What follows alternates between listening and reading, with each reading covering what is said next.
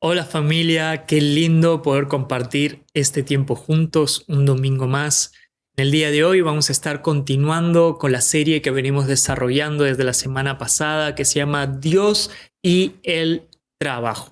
En el día de hoy vamos a enfocarnos en el trabajo quebrado. ¿A qué me refiero con esto? Vamos a hablar un poquito de la caída y las consecuencias que tuvo en los aspectos laborales. Vamos a la palabra de Dios. No sé si ahí donde estás vas a tener tu Biblia a mano. Espero que sí, ya sea que la puedas encender, que la puedas abrir. Pero vamos a leer juntos la palabra de Dios en Génesis 3 del 17 al 19, que dice así.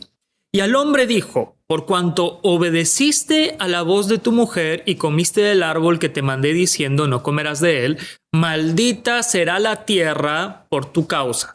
Con dolor comerás de ella todos los días de tu vida. Espinos y cardos te producirá. Comerás plantas del campo. Con el sudor de tu rostro comerás el pan hasta que vuelvas a la tierra, porque de ella fuiste tomado, pues polvo eres, polvo y al polvo volverás. Todos hemos experimentado, amados, en algún momento algún tipo de frustración en nuestro área laboral. Todos nos hemos sentido en descontento, agobiados, agotados. Has llegado a la casa completamente agotado después de dar lo mejor de ti y aún así sentiste de que no fue suficiente. O quizás alcanzaste la meta que estabas aspirando a alcanzar en tu trabajo, que incluso si estás emprendiendo soñaste alcanzar durante años, pero descubriste que la satisfacción de haber logrado esa meta solamente te duró un periodo corto de tiempo. Tal vez viste injusticias en tu empresa, viste acciones deshonestas en tu profesión y personas ascendiendo de forma ilícita, de forma poco ética. Y obviamente tú procurabas hacer lo correcto y eso te llevó a una frustración profunda. Son cosas que pasan en el área laboral, son circunstancias que atravesamos todos nosotros. Nuestra reacción natural es cuando trabajamos y cuando las cosas no nos van bien o nos desgastamos, es pensar algo no está bien con mi trabajo. Pero la Biblia nos dice algo más profundo. El problema no es nuestro trabajo, y ahí esto es muy importante que lo entendamos. El problema es el mundo en el que trabajamos. Y si partimos de esta premisa, vamos a poder profundizar en tener una concepción correcta de lo que la palabra de Dios dice con respecto al trabajo. El trabajo no nació como una maldición, más bien todo lo contrario. El hecho de poder trabajar nos hace semejantes a nuestro Dios. Dios trabajó y Jesús mismo dijo de que Dios sigue trabajando hasta el día de hoy. El hecho de poder trabajar, el poder ver fruto a través de nuestro esfuerzo es un reflejo de lo que nos hace semejantes a nuestro Dios, quien nos creó. Pero antes del pecado, Dios puso a Adán en el huerto del Edén para que lo cultivara y lo labrara, y lo podemos ver en el texto bíblico. Y esto no suponía un esfuerzo, no suponía una carga, no suponía un desgaste hasta el momento de la caída. El trabajo era una acción de adoración, creatividad y propósito con el que el hombre se expresaba y vivía. Sin embargo, después de la caída, podemos ver que el pecado quebró el propósito y la esencia que el trabajo tenía en sí. Estas experiencias no son anomalías, son síntomas de algo que hoy vemos, que hoy vamos a diagnosticar, como decíamos al inicio, y es que el trabajo fue quebrado por la caída del hombre. Para profundizar en esto, vamos a ver cómo terminó siendo el trabajo después de la caída. En primer lugar, algo que supuso este quebrantamiento con respecto al trabajo a raíz del pecado fue que el trabajo se volvió fatigoso, se volvió cansador. Dios le dice a Adán en Génesis 3:17, maldita será la tierra por tu causa, con dolor comerás de ella todos los días de tu vida. Es porque antes de eso no suponía dolor, no suponía esfuerzo. La palabra dolor que usa el hebreo, que usa la Biblia, es itzabón, que literalmente significa esfuerzo, fatiga, sufrimiento y frustración. No es que el trabajo sea malo en sí, sino que a raíz de la caída del hombre, a raíz de haber transgredido los mandatos de Dios, ahora este trabajo produce fricción constante en nuestra vida. Por eso existen los proyectos que fracasan, por eso tenemos clientes que desaparecen, por eso las empresas quiebran, los socios nos traicionan y los planes que parecían lograrse y que estar a punto de firmar los mejores contratos, establecer los mejores acuerdos, de repente, sin esperarlo, sin entender por qué, fracasan. Porque experimentamos fricción. Trabajamos, pero ahora trabajamos contra la resistencia de una creación afectada por el pecado. Y eso es lo que causa una fricción constante para que podamos trabajar conforme el diseño que el trabajo tuvo. Lo segundo que produce la caída es que la creación misma se resiste, es decir, en el versículo 18, parte de esta consecuencia que tuvimos por causa de nuestro pecado es que espinas y cardos te producirá el trabajo, haciendo referencia al Señor en el texto bíblico. Es decir, este símbolo aparece a lo largo de la Biblia. Esto de los cardos es un símbolo que representa las dificultades, el abandono, los obstáculos en el camino de la fe como fruto de nuestro pecado. Es un símbolo que se repite en toda la palabra de Dios. Pero Romanos 8:22 también nos dice, pues sabemos que hasta el día de hoy toda la creación gime de angustia como si tuviera dolores de parto. A raíz de la caída, toda la creación gime. Y cuando dice toda, es sin excepción de ningún área. Ese gemido está presente en nuestros trabajos, en nuestras oficinas, en nuestras empresas, en nuestros emprendimientos, en el rol que desempeñamos como trabajadores. Ese gemido sigue presente. La creación sigue gimiendo en el mundo de los negocios. El trabajo continúa siendo una bendición, pero ahora se desarrolla en un escenario totalmente roto y quebrado a raíz de nuestro pecado. Lo tercero que produjo la caída del hombre con respecto al trabajo fue que la muerte lo terminó relativizando todo. En el versículo 19 Dios le dice a Adán, hasta que vuelvas a la tierra, que es de la cual él fue creado. Es decir, podemos construir empresas, podemos escribir libros, podemos levantar edificios o alcanzar reconocimiento internacional incluso, pero llegará un día en el que todo eso se desvanecerá.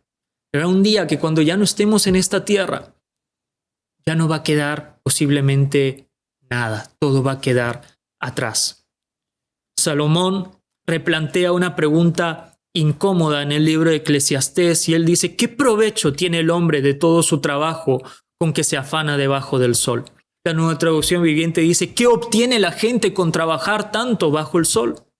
Él no está despreciando el trabajo, más bien está cuestionando la idea de que el trabajo pueda darle significado eterno al ser humano. La muerte nos recuerda que ningún ascenso es permanente, ningún cargo es eterno en esta tierra, ningún salario puede vencer la tumba que nos espera a todos nosotros mientras estemos aquí. Cuando olvidamos esta verdad, amados, comenzamos a vivir como si nuestro empleo pudiera darnos sentido, pudiera darnos identidad, pudiera darnos un propósito más allá del propósito que Dios tiene para nuestra vida y quiere darnos. Convertimos el trabajo en un ídolo. Y esto es lo más peligroso que nos puede pasar. Y más en una sociedad completamente capitalista como en la que vivimos. No porque el capitalismo en sí resulte malo, pero sí cuando es llevado al extremo, cuando el único fin es adorar al Dios Mamón, como representa la Biblia, al Dios dinero, cuando nuestro principal objetivo es alcanzar un éxito financiero, un estatus social, y que en eso está nuestra paz, en eso está nuestra identidad, en un título, en una función, en lo que nos ingresa mensualmente a nuestra cuenta bancaria. Ahí es cuando vemos que poco a poco le hemos estado inclinando nuestro corazón a un Dios que no es el Dios del Todopoderoso y el Dios que creó el trabajo y que nos creó para que podamos trabajar. Quiero profundizar en esto de la idolatría del trabajo. Esto es un pecado que muchas veces no somos capaces de reconocer. Primero porque no lo vemos y segundo porque nos sentimos tan vinculados, tenemos tanta identidad con lo que hacemos, con lo que desarrollamos a nivel profesional, que no nos damos cuenta. Timothy Keller, un pastor muy reconocido y escritor que falleció hace unos años, él escribió un artículo que se llamaba La idolatría de los logros. Y él dice en ese artículo, un ídolo es cualquier cosa que convertimos en la fuente principal de nuestra identidad, seguridad y significado.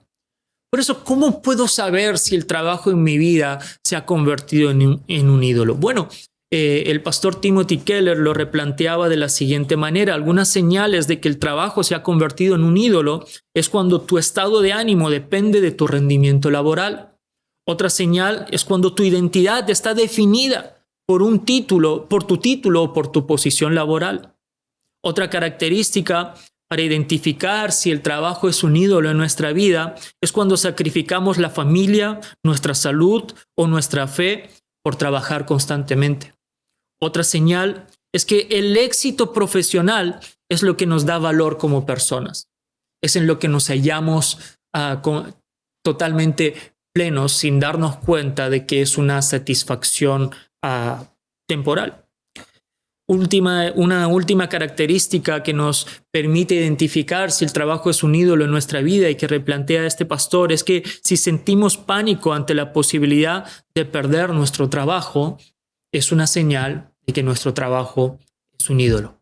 Porque encontramos más seguridad en nuestro trabajo que en Jehová Jireh, que es el Dios proveedor y que es el que cuida de nosotros. La escritora Dorothy Sayers decía en 1942, si no tienen trabajo, se sienten como si no fueran nada.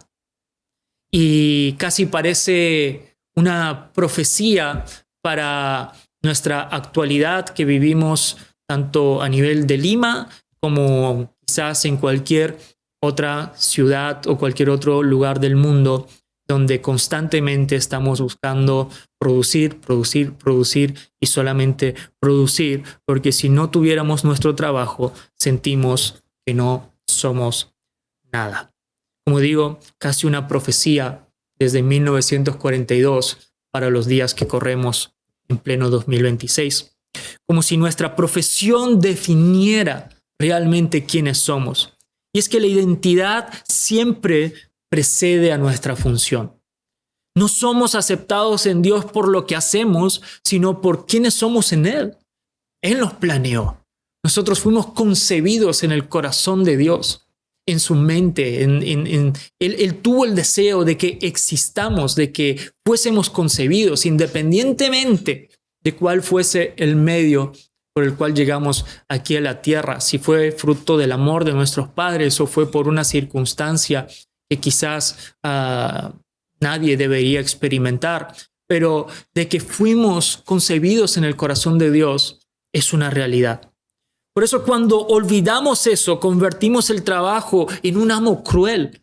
Y la verdad es que todo ídolo siempre demanda más y más, siempre exige más, nunca es suficiente, nunca está satisfecho con lo que le entregamos, siempre pide una hora más de nuestras vidas, siempre aspira a un ascenso, siempre busca reconocimiento, siempre busca otro logro más que alcanzar, porque si no lo hacemos nos sentimos completamente sin sentido, sin propósito y sin identidad. Aun cuando lo conseguimos, promete una satisfacción que nunca termina de llegar o hacernos sentir completamente plenos. Por eso tantas personas alcanzan la cima de su carrera y descubren que siguen sintiendo ese vacío que tenían antes de lograr ese gran sueño, ese gran objetivo que se habían propuesto alcanzar. El vacío es precisamente el que nos introduce al libro de Eclesiastés. Este vacío es del que habla el rey Salomón, probablemente el libro más honesto que tenemos en la Biblia sobre el trabajo y el éxito que podemos llegar a experimentar aquí en la tierra, así como lo concebimos de forma terrenal. El libro de Eclesiastés es la reflexión final del hombre más sabio y más rico que hubo sobre la faz de la tierra, según la propia Biblia nos lo describe. La Biblia nos lleva al testimonio de un hombre que tuvo todo aquello que nuestra cultura considera éxito. Él lo logró todo. Ese hombre obviamente se llama Salomón, uno de los hijos del rey David. Al final, él describe el libro de Eclesiastés y empieza este libro diciendo lo siguiente: vanidad de vanidades, dijo el Cogelet. Cogelet es la palabra hebrea que está en el original para decir predicador o maestro. Entonces, vanidad de vanidades, dijo el Cogelet, es decir, el predicador, vanidad de vanidades, todo es vanidad. ¿Qué provecho tiene el hombre de todo su trabajo con que se afana debajo del sol? Parece que Salomón está siendo pesimista en un inicio cuando empezamos a leer este libro, o incluso cuando lo leemos prácticamente completo. Podríamos ver quizás de que el rey Salomón, el hombre más sabio de la tierra, estaba presentando todo como algo totalmente negativo. Sin embargo, él no lo presenta como algo pesimista, sino que lo presenta desde una profunda reflexión a lo largo de toda su vida, después de haber alcanzado todo, después de haber logrado todo lo que nosotros concebimos como éxito terrenal.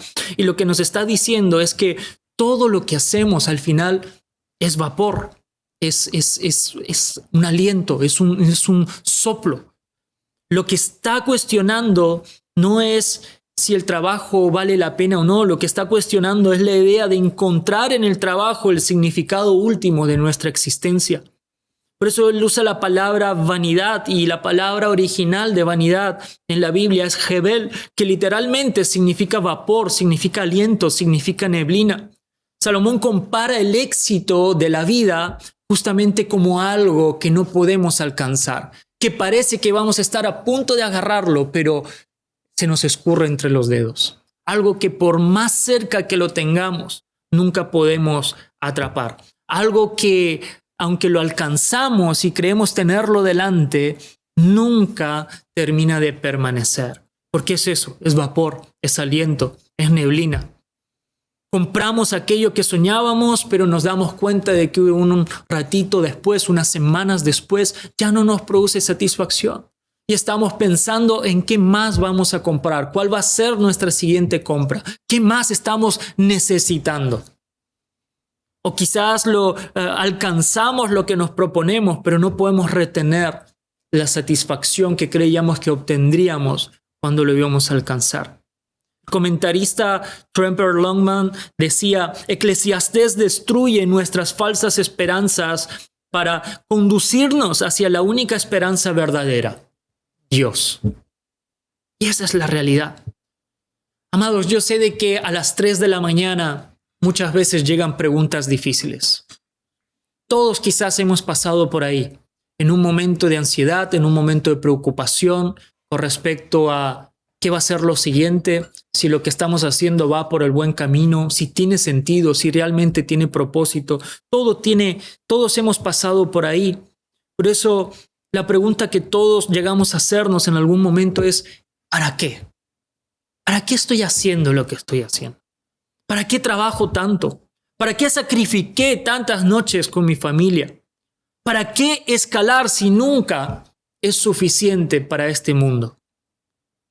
¿Por qué el éxito al alcanzarlo me dejó tan vacío si creía de que eso me iba a llenar? Esta pregunta no eres el primero que se la hace. Esta pregunta tiene 3000 años.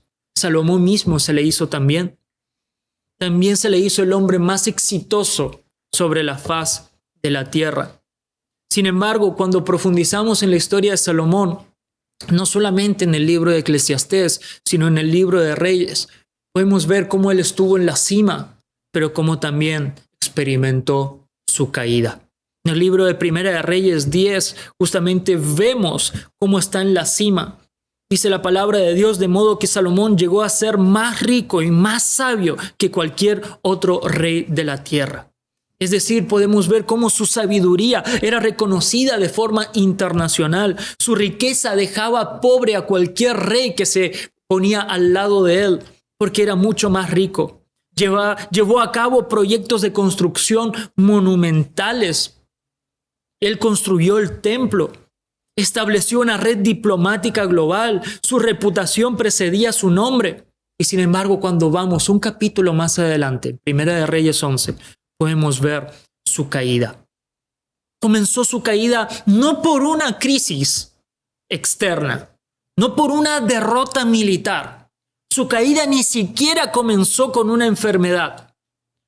Su caída comenzó con una ligera caída gradual, una ligera inclinación de su corazón. Nos dice Primera de Reyes 11:4, y cuando Salomón era ya viejo, sus mujeres inclinaron su corazón tras dioses ajenos, y su corazón no era perfecto con Jehová su Dios, como el corazón de su padre David. Podemos ver cómo su corazón se empezó a inclinar. Y ese es el verdadero peligro del éxito, amados. Y es que no suele destruirnos mediante el fracaso, muchas veces lo hace mediante la autosuficiencia. Cuando creemos que Dios ya no es necesario, que ya hemos alcanzado lo que teníamos que alcanzar. Pero, amado, puedes tener la agenda llena y el corazón vacío. Puedes dirigir una empresa y haber dejado de ser dirigido por Dios.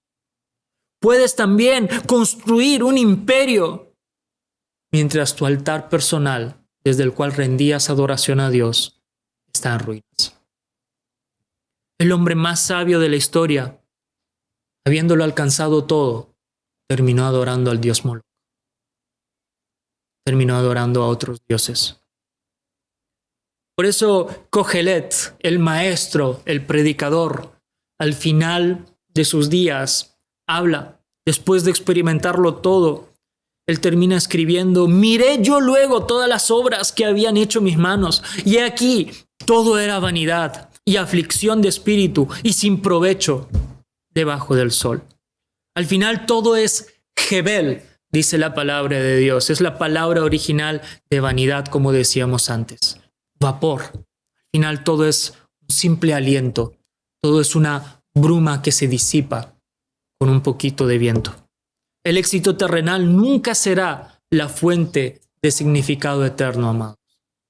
Jesús lo dijo de la siguiente manera: ¿qué beneficio obtienes si ganas el mundo entero, pero pierdes tu propia alma? No existe carrera profesional capaz de llenar un corazón que fue creado para Dios. Esa es nuestra esencia, ese es nuestro propósito. Por eso en este día hay un espejo en el que tenemos que mirarnos. Y muchas veces no queremos ir a ese espejo. No queremos recurrir a ver realmente lo que está pasando en nuestro corazón. Pero yo tengo que preguntarte de parte de Dios en este día: ¿has reemplazado el trabajo por Dios en tu corazón? ¿Cómo está tu corazón? ¿Depende tu estado de ánimo de tu rendimiento profesional? ¿Tu título profesional pesa más que tu identidad como hijo de Dios? ¿Sacrificas conscientemente tu familia, tu salud, tu fe por tu trabajo? ¿Te aterra la posibilidad de perder tu posición o estatus? Te puedo seguir preguntando: ¿el éxito de otros te genera amenaza en vez de alegría? ¿Trabajas más de lo necesario por ansiedad en vez de por necesidad? ¿Cómo está tu corazón?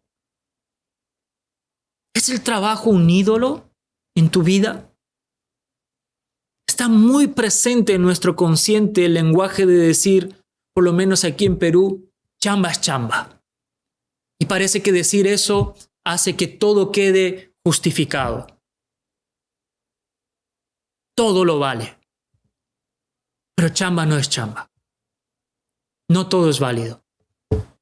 No todo es válido cuando estamos sacrificando nuestra relación con Dios, cuando estamos sacrificando nuestra fe, nuestra salud, nuestra familia, cuando estamos sacrificando cosas que realmente la Biblia nos dice que son importantes. Jesús también dijo: busquen primeramente el reino de Dios y su justicia, y todas las demás cosas os serán añadidas. Él lo dice en un contexto donde marca una clara diferencia entre aquellos que siguen siendo incrédulos, como lo éramos nosotros, con los que ahora ya han creído en el Señor Todopoderoso. Veamos el contexto, mírenlo. Dice, ustedes ya no son incrédulos, ustedes ya no pueden seguir pensando en qué van a comer, en qué van a vestir. Eso solamente es para aquellos de que se preocupan, que no han creído, que son incrédulos, que no han creído en el Señor. Pero ustedes ya no pueden pensar así. So, amados, ¿qué beneficio obtienes si ganas el mundo entero, pero pierdes tu propia alma? Es cierto que la Biblia dice que quien no trabaja, pues que no coma. Pero el deseo de Dios no es generar sustento a expensas de nuestra fe, salud y fe. Ese nunca fue el deseo de Dios. Por eso, amado, en este día yo quiero animarte a que tú hagas un autoanálisis, a que tú puedas reflexionar y puedas responder honestamente a estas preguntas que acabamos de hacer. Y puedas analizar si realmente son condiciones de tu corazón. También te animo a que puedas leer el capítulo 2 del libro de Eclesiastés en esta semana. Porque a lo largo de lo que describe el rey Salomón, puedas ver y puedas preguntarte, ¿me identifico con esto que dice el rey Salomón? ¿He buscado en logros terrenales lo que solo Dios puede darme? Analízalo. Y lo último que te animo es que tengas una conversación honesta, primero con Dios con respecto a cómo está tu corazón respecto al trabajo. Y segundo, que la compartas con alguien de confianza. Porque expresarlo verbalmente es el primer paso y acto para la liberación. Entonces, ¿qué gana la gente con tanto esfuerzo y preocupación en esta vida? Sus días de trabajo están llenos de dolor y angustia. Ni siquiera de noche pueden descansar la mente. Nada tiene sentido. ¿De qué sirve a uno ganar el mundo entero si pierde la vida? Por eso, amado, reflexionemos delante de Dios. Reflexionemos cómo está nuestro corazón. ¿Qué lugar está ocupando nuestro trabajo?